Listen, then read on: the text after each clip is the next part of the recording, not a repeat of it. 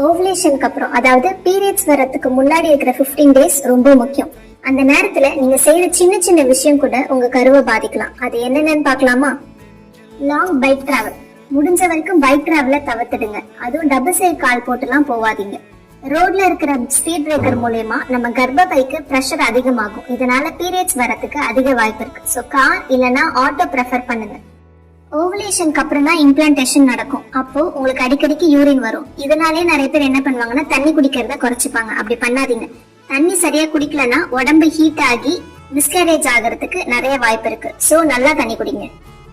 நம்மள நிறைய பேருக்கு கால் மேல கால் போட்டு உட்கார பழக்கம் இருக்கு. ஆனா பிரெக்னன்சி ட்ரை பண்றவங்க அப்படி உட்கார கூடாது. ஏன்னா இது உங்க அடி வயிற்றுல கான்ட்ராக்ஷன் ஏற்படுத்தி பீரியட்ஸ் வர வைக்கிறதுக்கு அதிக சான்ஸ் இருக்கு. அடுத்தது பாத்தீங்கன்னா ஸ்லீப்பிங் பொசிஷன். மல்லாக்க படுக்கிறது இல்ல குப்பர படுக்கிறத தவிர்த்துடுங்க. ஒண்ணு லெஃப்ட் இல்ல ரைட் சைட் ஒரு கழிச்சு படுத்துக்கோங்க. அதுதான் கர்ப்பப்பைக்கும் ரத்த ஓட்டத்தை சீரா அனுப்பும். திடீர்னு தலைக்கு குளிக்காதீங்க. நீங்க ரெகுலரா தலைக்கு குளிக்கிற பழக்கம் இருக்கிறவங்களுக்கு ஒன்றும் பிரச்சனை இல்லை. நீங்க திடீர்னு தலை குளிக்கும் போது என்ன ஆகும்னா உங்க பாடி ஹீட் ஆகி அப்புறம் தான் சில்லுன்னு ஆகும்.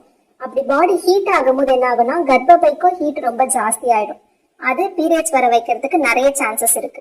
ஃபைனலா பெயின் கில்லர்ஸ் எடுக்கிறது. தலைவலியோ இல்ல ஃபீவர் வந்த உடனே பெயின் கில்லர் எடுக்காதீங்க. சரியாவதான் வெயிட் பண்ணி பாருங்க. இல்ல உங்களால டாலரேட் பண்ண முடியல அப்படின்னாக்கா டாக்டர் கிட்ட போயிடுங்க. நீங்க தான் எந்த ஒரு பெயின் கில்லர்ஸும் எடுத்துக்காதீங்க.